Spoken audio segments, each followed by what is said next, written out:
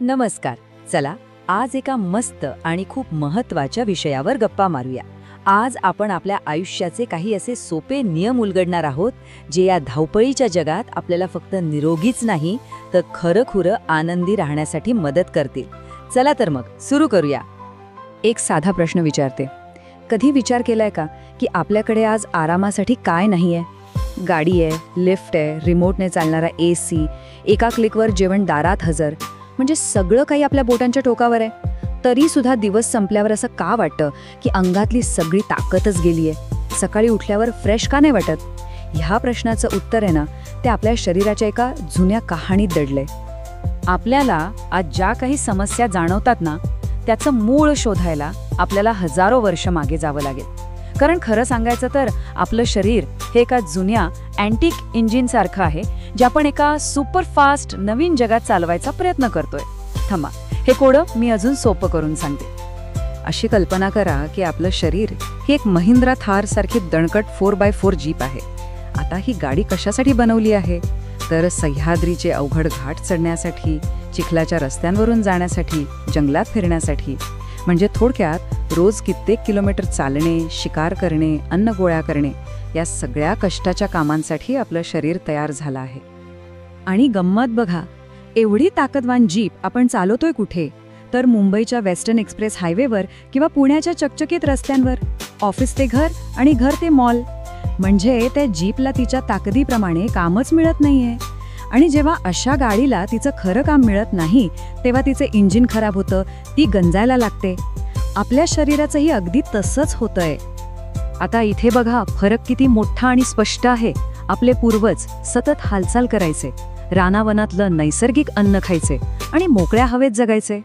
आणि आपण आपल्या आयुष्य 4 भिंतींच्या आत AC मध्ये बंदिस्त झालंय. तासांतास एकाच जागी बसून काम, पॅकेटमधलं जेवण आणि मोकळ्या श्वास घ्यायलाही फुरसत नाही.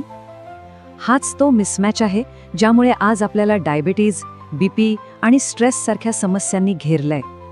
ओके, तर आता येऊया सगळ्यात इंटरेस्टिंग भागाकडे. आरोग्याबद्दल असे काही मोठे गैरसमज आहेत जे आपण अगदी डोळे झाकून खरे मानतो. आज आपण त्यांची पोलखोल करणार आहोत. चला बघूया सत्य काय आहे. हे वाक्य तर तुम्ही नक्कीच कुठे ना कुठे ऐकलं असेल, बरोबर? बसून राहणं हे नवीन सिगारेट ओढण्यासारखं आहे. हे ऐकल्यावरच मनात एक भीती वाटते नाही का? दिवसभर ऑफिसच्या खुर्चीत बसून आपण आपल्या शरीराचं किती मोठं नुकसान करतोय असं वाटायला लागतं.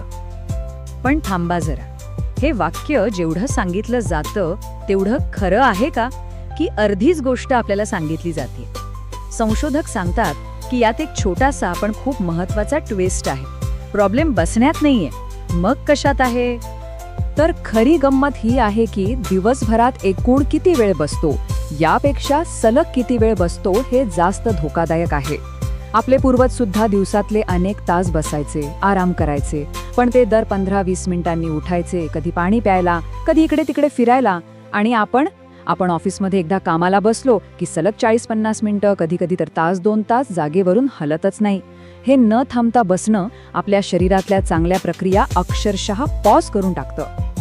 आता वळूया दुसऱ्या मोठ्या गैरसमजाकडे. लहानपणापासून आपल्या डोक्यावर बिंबवलं गेलंय की निरोगी राहायचं असेल तर रोज रात्री 8 तासांची झोप घेतलीच पाहिजे. पण खरंच प्रत्येकाला 8 तासांची गरज असते का? हा आकडा बघा, 7 तास.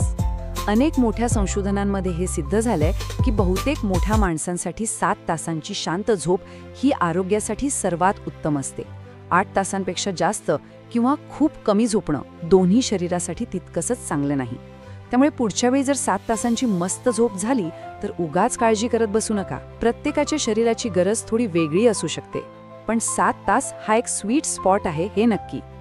आणि हा तिसरा प्रश्न, हा तर जवळजवळ प्रत्येकाच्या मनात असतो. जिम लावायची किंवा धावायला सुरुवात करायची, यामागचं मुख्य कारण असतं वजन कमी करणं. पण वजन कमी करण्यासाठी व्यायाम खरंच किती महत्वाचा आहे? तर हे गणित जरा नीट समजून घेऊया. जर वजन कमी करायचं असेल तर या प्रवासात 80% वाटा हा आपल्या जेवणाच्या ताटाचा, म्हणजे योग्य आहाराचा असतो. पण एकदा का वजन कमी झालं तर ते परत वाढू नये म्हणून आणि शरीर फिट ठेवण्यासाठी 80% वाटा व्यायामाचा असतो. सोप्या भाषेत सांगायचं तर वजन कमी करण्यासाठी डाएट बॉस आहे आणि ते टिकवून ठेवण्यासाठी व्यायाम हिरो आहे. चला आता एका अशा नियमाबद्दल बोलूया जो फक्त आपल्या शरीरालाच नाही तर अख्ख्या निसर्गाला लागू होतो. तो नियम आहे वापरा किंवा गमवा. आणि गंमत म्हणजे जसजसं आपलं वय वाढतं तसतसा हा नियम आपल्यासाठी खूप जास्त महत्त्वाचा बनतो. आपल्याला काय वाटतं की म्हातारपणी जास्त दगदग नको, आराम करावा. पण खरं सांगू, विज्ञान याच्या अगदी उलट सांगतं. 20-30मध्ये आपण व्यायामाने शरीराचा पाया भक्कम करतो, 40मध्ये ती ताकद टिकवून ठेवतो. पण 60नंतर व्यायाम करणं हे अशक्तपणा आणि परावलंबित्व टाळण्यासाठी, म्हणजे स्वतःची कामं स्वतः करण्यासाठी सगळ्यात जास्त गरजेचं असतं. खरं तर वय वाढेल तसं व्यायामाचं महत्त्व वाढत जातं, कमी नाही होत. हा एक मोठा शब्द दिसतोय, सार्कोपेनिया. पण घाबरू नका, याचा अर्थ अगदी सोपा आहे. वयानुसार स्नायूंची ताकद नैसर्गिकरित्या कमी होणे. यामुळेच म्हातारपणी साधी खुर्चीवरून उठताना किंवा भाजीची पिशवी उचलताना त्रास होतो, तोल जातो. पण चांगली बातमी ही आहे की नियमित व्यायाम करून आपण या स्नायूंना म्हातारपणातही तरुण आणि मजबूत ठेवू शकतो. जरा आपल्या आजी आजोबांच्या पिढीला आठवून बघा. ते 60नंतर रिटायर होऊन टीव्ही बघत बसायचे का? नाही. आपली आजी पाट्यावर वाटण वाटायची, जात्यावर दळण दळायची. आजोबा रोज सकाळी बाजारात चालत जायचे. ते शेवटच्या श्वासापर्यंत काही ना काही काम करायचे, सतत कार्यरत राहायचे. रिटायरमेंट ही संकल्पना शरीरासाठी खूप नवीन आणि खरं तर घातक आहे.